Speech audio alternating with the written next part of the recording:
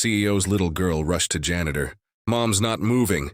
What the janitor did next shocked everyone. The morning was quiet until a panicked scream echoed through the marble halls of Anderson Enterprises. "Help, my mommy's not waking up." Everyone froze.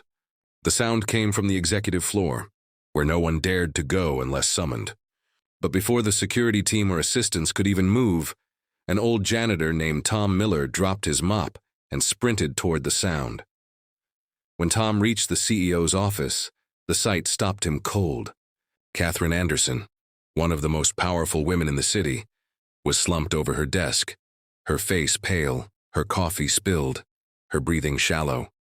Beside her stood a little girl, maybe 6 or 7, tears streaking down her cheeks. "Please, sir, my mom's not moving," she cried. Tom didn't hesitate. Years ago, before his world fell apart, he'd been a paramedic. Life had taken a cruel turn, a tragic accident, bills, and loss. But instincts like that never die. He checked her pulse. "Weak but there. Call 911, he said firmly to the secretary frozen in the doorway. "Now!" Then he carefully laid the CEO flat, tilting her head, loosening her collar. "Come on, breathe," he whispered. Minutes felt like hours. Tom began CPR, steady, rhythmic compressions.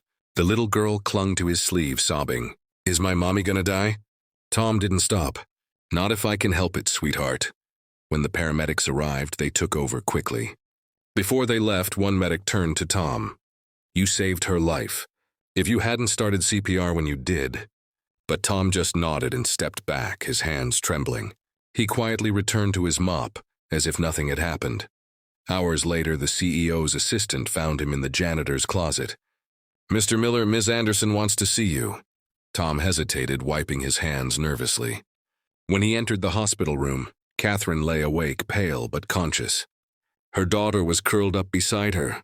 "Tom," she whispered, tears in her eyes, "the doctor said you saved me.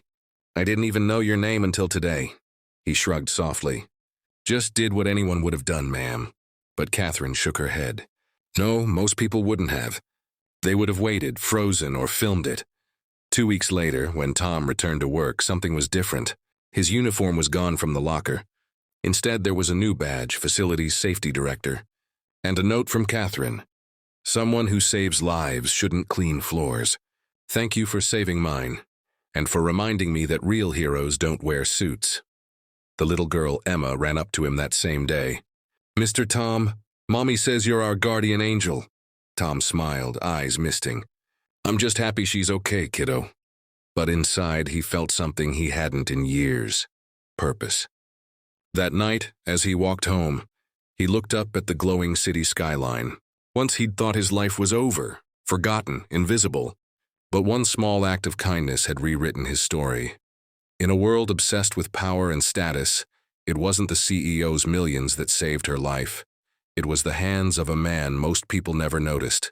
Sometimes heroes don't need titles, just heart. A few months passed, and life inside Anderson Enterprises slowly returned to normal, at least for everyone else.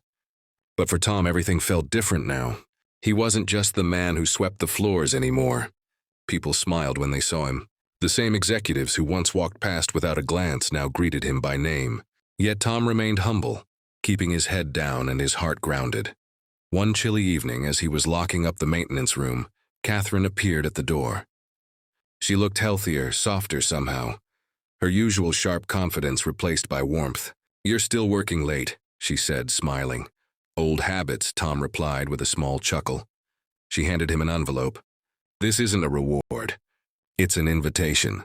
We're launching a new community program, scholarships, training, medical support for underprivileged workers. I want you to help lead it. You understand what people really need." Tom blinked, his rough hands shaking slightly as he opened the envelope. Inside was a letter of appointment with his name written in bold. "I don't know what to say," he murmured. "Say yes," Catherine said gently. "You've reminded me what this company, and I, had forgotten. Success means nothing if you can't lift others with you." That night, Tom walked home through the cool wind, the letter folded neatly in his coat pocket. For years he had believed his best days were behind him, but fate had other plans. The next morning, he stood before a small group of employees, janitors, guards, kitchen staff, and spoke for the first time as their advocate. His voice was calm but steady. "I spent years thinking no one saw us," he said. "But someone did. And now it's our turn to see each other." As he looked around, he caught sight of Emma sitting in the front row beside her mother, beaming proudly. Later, as Catherine walked him to the elevator, she whispered, "You changed more than just my life. Tom, you changed how I see people." He smiled. "Funny thing about kindness, it costs nothing, but somehow it's worth everything." As the elevator doors closed, Tom caught his reflection. The same old face, the same tired eyes, but something inside him had shifted forever. And somewhere in that high-rise building, in the heart of the corporate world, a quiet janitor had become a symbol of humanity, proof that even the smallest act of compassion can echo far beyond the moment it happens. Because sometimes, the people the world overlooks are the very ones holding it together.